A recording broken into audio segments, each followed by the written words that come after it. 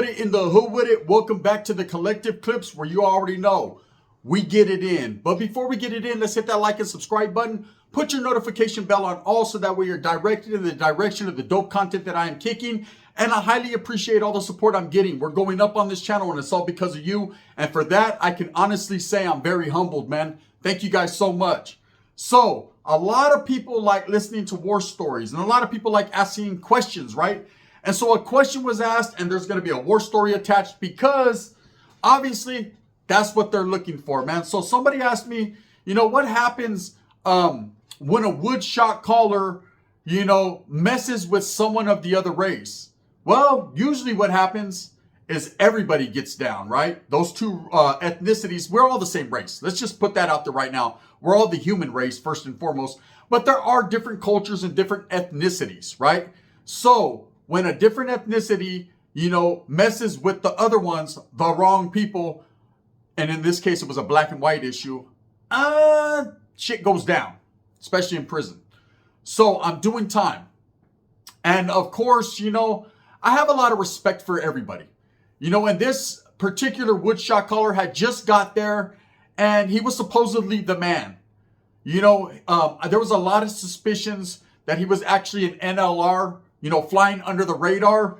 But we used to try to identify his tattoos on the yard. Didn't get very close to him, but we'd wait till shower times. He was in my building till he went to showers, try to look to see if we seen any identifying marks that said he was an NLR. Of course, I seen a lot of swastikas, a lot of the, things that the Woods would have, brother, right? But I didn't see anything that would indicate that he was actually a Nazi lowrider. Someone who at that time was a target that usually would be identified as a gang member and validated. Usually you didn't see too many of them guys on the yards in prison in a general population setting. They were all slammed back in the back for a long time by then. But usually there were people that were able to wiggle by.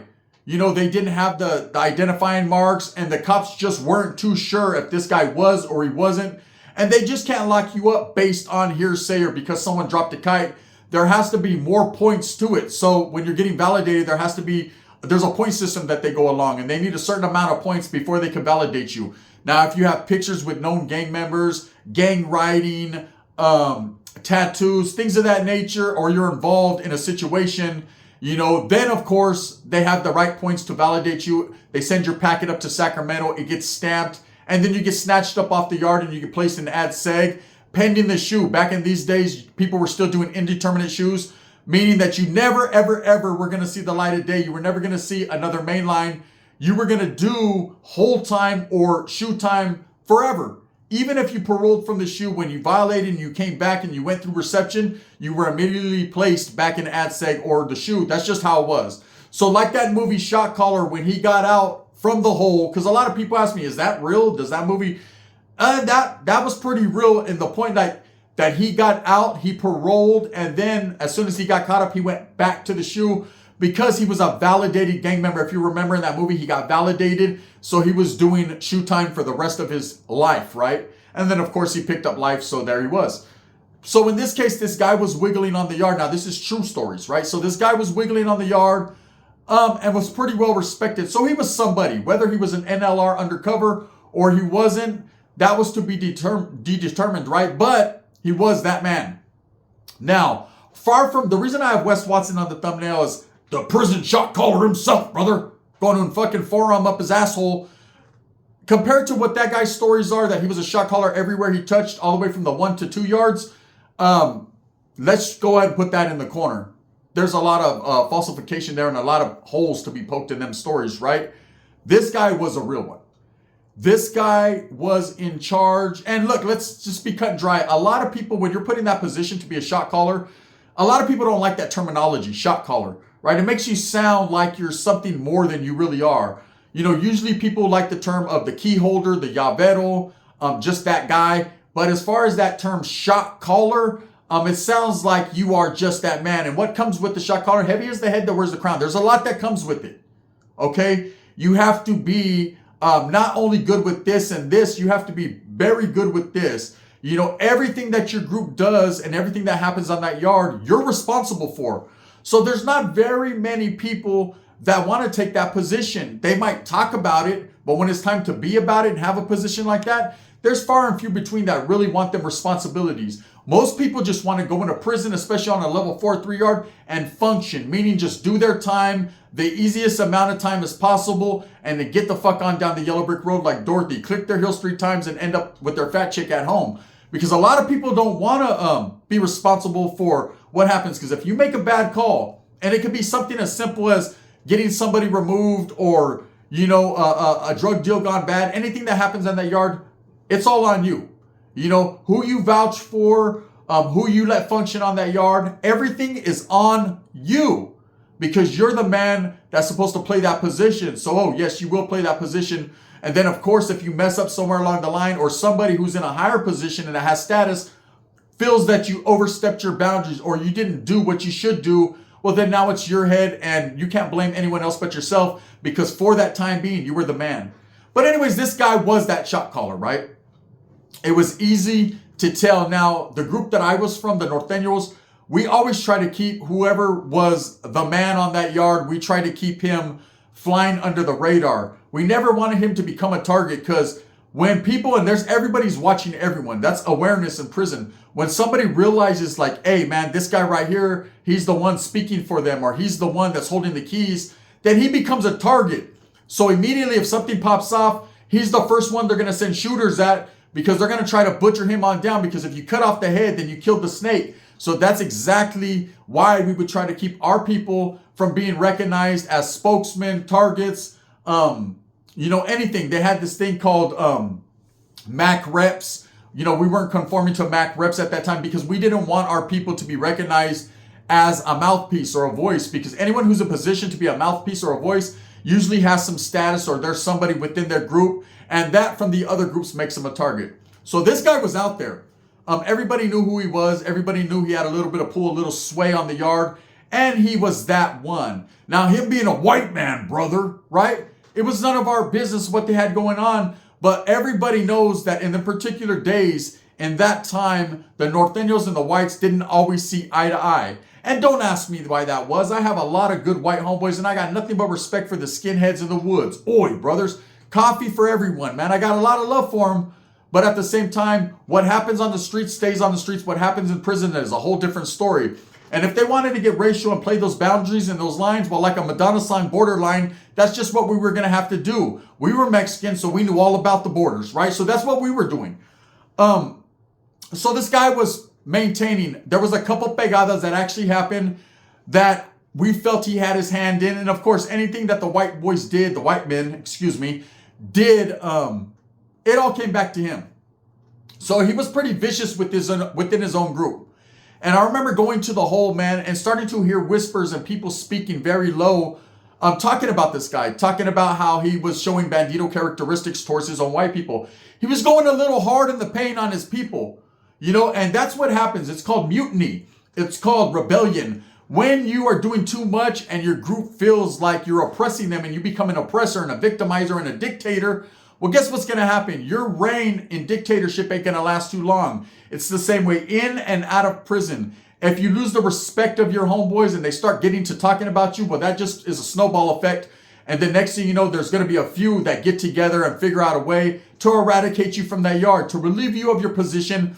And basically within that white movement, the way they did it was they would book you, find a way to smut you up and get you off the yard because he was doing too much. A lot of these youngsters, he was using and abusing his power. And there's a lot of people that get put in these positions, these shot calling positions in prison that really ain't prepared for it.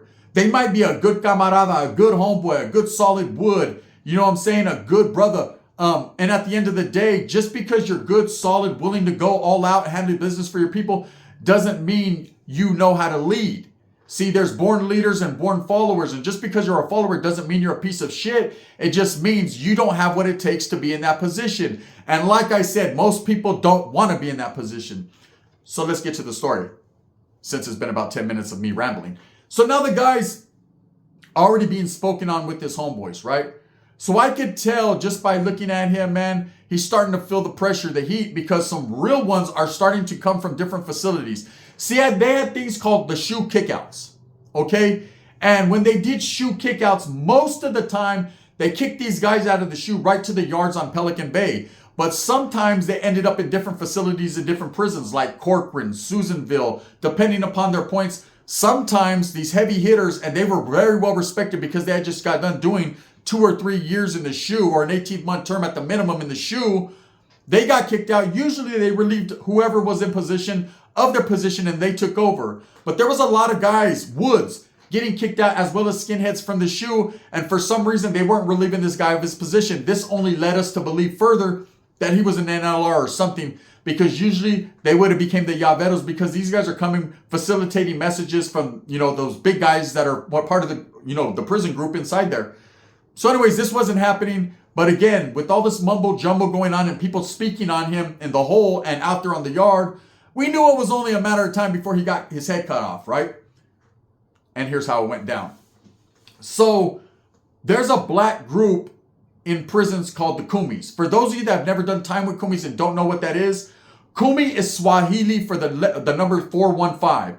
415 being one of the oldest area codes in the East Bay area, right? Frisco, Oakland, Richmond, all that. I know they're the 510 because I know there's going to be people trying to correct me, but way before you were born, homie, they were all 415. They all claimed 415. 415 was synonymous with the Bay, okay? So when Jama kind of not fell off, but kind of, started to not be watered down, but there started to be less and less of the Jama, right? A new group sprung from the ashes called the Kumis, the 415s, right? And these basically were all the Bay Area cats, the brothers that were not affiliated with Crips or Bloods or any prison gangs like that. They came together to form their own group called the Kumis, and they were very well respected, and they were a little rowdy, okay? They were on Thiz time. These vatos were different. One thing about the cats, the brothers from the Bay Area, is they don't move at no other man's speed. They have their own speed, right? Crips are pretty organized and militant in what they do. Of course, you have the NCs, the Northern Crips, and then you have the Southern Crips, the LA Crips. But they're all one, but they move a little bit more militant. Again, this is a group, man. If you've done time with the Crips, you already know they're about their whole situation and their business. And then you have, of course, you have the Bloods, which there weren't very many of them. The Powers and the Bloods. But again, man, just like any other brothers, they're down for whatever, right? Now, of course, the Kumis being a little bit more wild youngsters from the Bay Area, them and the Bloods actually had a nice, not alliance, but I would say they were very civil with each other. A lot of the times, drama popped off with the Kumis, the Bloods inserted themselves, and vice versa, man. So it seemed like they were together in most things that they did. The Bloods, the Jamas, and of course the Kumis. Wasn't very many Jamas again. This was another prison group that if they were identified on the yard, they were being slammed in the back, and of course, getting that indeterminate shoe. So anyways, there was a Kumi that was balling. And when I say balling, I mean this bottle fucking, if they let you have Mercedes-Benzes on the yard, he'd have had 10 of them, right? He was really doing big things on the yard, man. He had some hookup from somebody. I ain't going to speak too much on it, but let's just say he was bringing in damn near a QP of chronic every week. His visiting shit was off the hook, man. He had all the white and the black, brother. Like Wes Watson says, he had all the good white and the black, meaning he had all the meth and the heroin, right? He was bringing all this in, and, man, everybody was smoking. Everybody was yayed out. That yard right there was a big old cloud of smoke. It wasn't smog, it was smoke, right? So you had guys smoking crack. You had guys shooting up. You had a little bit of everything. And one thing about the prison yard is pretty much 99% of the yard indulges unless you don't, right? A lot of people like to forgive and forget about what's going on in the streets. Their old lady cheating on them with their brother, right? So at the end of the day, man, everyone likes to get high on a little bit of their own supply. So there's big money and big business in dope, right? And this guy had it so. Now, usually on these yards, the whites and the Southsiders are always the ones on the yards that are really doing their thing, right? Of course, there are some yards where the Norteños have their thing going on, but quietly as it's kept, that's everybody's business. This is the story. The Kumi cat was balling, right? So I was always under the assumption the whites and the blacks didn't do business together, right? But just like any other prison, what's never said out there on the yard doesn't mean it doesn't happen, right? There's a lot of shit that I said could happen. A three-way. They make three-way calls in there, right? So the natives can go get it from the blacks, and then the natives can give it to the whites. So there's a lot of ways to wiggle, right? And usually when someone's balling out on that yard and he's bringing in that much dope, everyone's going to have their hand in the cookie jar, some form or fashion. So this guy was pretty much supplying that yard. He had a lot going on with the Southerners as well as the Northerners, and the whites. And this white shot caller, man, a lot of his people were getting a little bit out there. That's one thing about the woods, brother. They love coffee and meth, right? And a lot of these guys were getting in debt to this black guy. And this shot caller dude, this white guy, was under the assumption that, fuck them guys. We're not going to pay them. You know, hey, so what? We'll just get off on them. They're our enemy anyways. And that's not good business. See, in prison, you have to conduct yourself with professionalism and always do good business. You know, when your group gets considered one of them groups that burns people and is bad for business, then no one's going to fuck with you, Holmes, and you're going to be ostracized from the yard because nobody wants to rock the boat. You know, there's a nice program going on. Everyone's staying high. Hey, let me tell you, a high yard is a good yard. When everybody is high in that yard, everybody is happy in that yard. When something fucks it off, there's going to be repercussions for them actions because not only understand this, everyone's getting high. A lot of money is being made in the back for those that it should be made for. And everybody is winning and eating. So a lot of the frivolous tic-tac removals and things that you would think would happen, I've seen groups actually wait, have a bad dude on the yard and put him on standby and hold because they got dope coming that weekend. We'll kill him later, right? Real talk. This is how it really goes down in prison. Uncut and raw right here on Gunner's Collective TV and the Collective Clips. I'm going to give it to you raw diggity, right? No added preservatives. So anyways, this volatile is basically telling his homeboys, go get more and more and more, and we're going to burn this negro, right? We're going to burn this Africano. You know what I'm saying? Fuck it, man, if it goes push to shove. Now, again, a lot of the white guys that had just got there on these shoe kickouts weren't feeling that because they didn't believe. They were old school convicts. They didn't believe in burning people. Didn't matter what the ethnicity was. And also, furthermore, they didn't believe in dealing with the other race, period, at all, right? So there was a couple skinheads that decided, man, that they were going to bring the attention to the Kumis cat, and they wanted to get rid of this guy, but again, man, he was somebody, so they backdoored him. Facts, right? And in doing this, what they did was they got at the Kumis cat and they told him, hey, bro, you know, this guy's over here doing this, he's doing that. So basically, it was open season on him. They told the blacks, hey, if you guys want to get off and handle your business, you know what I'm saying, we're going to turn the other cheek. Now, one thing about the brothers is they're very skeptical. You know what I'm saying? They're maniacal in what they do, bro. You know, a lot of people sleep on the blacks in prison. Don't sleep on them, man. They're heavy-handed and they handle their business, right? But at the same time, it's kind of funny, a couple skinheads coming to the brothers telling them basically take off on one of their own because this doesn't happen regularly. You know, one thing about the woods, the whites, they don't let any other race, any other ethnicity touch their people, period. Nobody does, especially the skins, because they're true believers in racial hatred and all that. You know, and I'm talking about the neo-Nazi skins. Now, I know there's so many different types of skinheads in the world. I'm going to have a couple of them get on here. And of course, they're going to be like, we're not racial. Well, these guys were, right? The swastika on his fucking cheek and the kill, the N-word was pretty much, the identifying mark for me. So anyways, as being a Norteño, we're kind of just on standby, peeping the whole situation. I was hella cool with the Kumis cat. All the homeboys were. So he's like, hey, what you guys think, man? These white boys are talking about whoop-de-whoop, whoop-whoop. And I was like, oh yeah, they're trying to fucking get this dude off the yard. He was like, they need to take care of their own people. But there was a blood and a young Kumis cat that were kind of like torpedoes. They owed some cleanup. They had fucked up on some yard.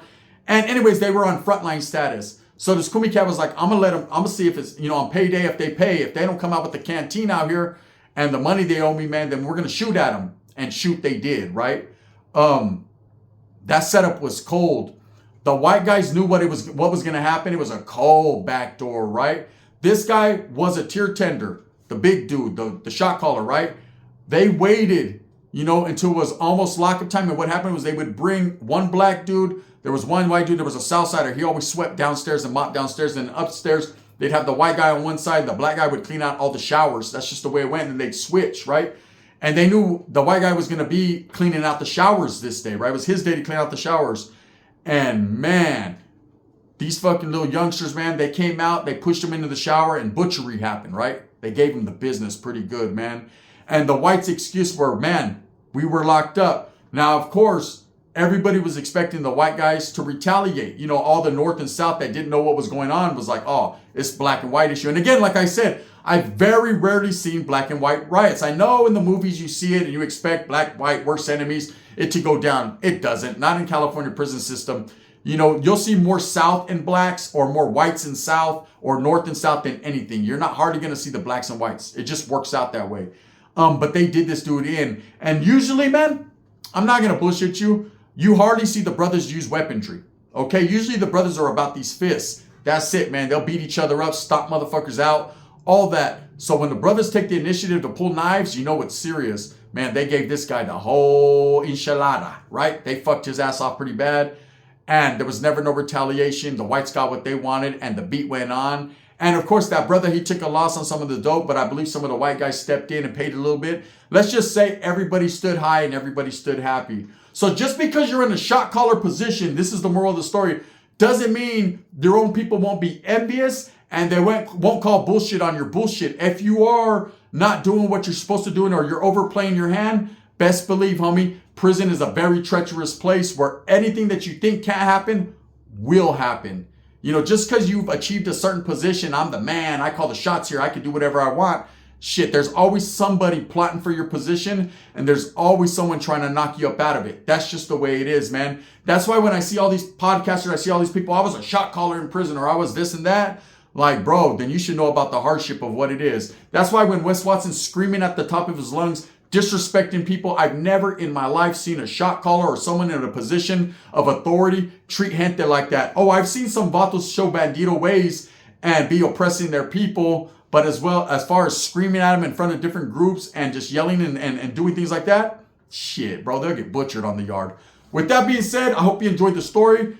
Man, I hope you move smooth with a purpose, get everything you want coming, and remember at the end of the day, it's all about the strive, the struggle, the struggle, to strive. I tell these stories not to glorify prison and what happens in there, but to let you know, man, it's dangerous. And that's what happens in there.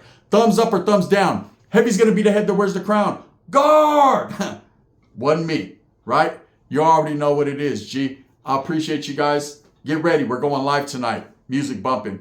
Thank you, guys. Support everybody on YouTube, even the people that don't like me.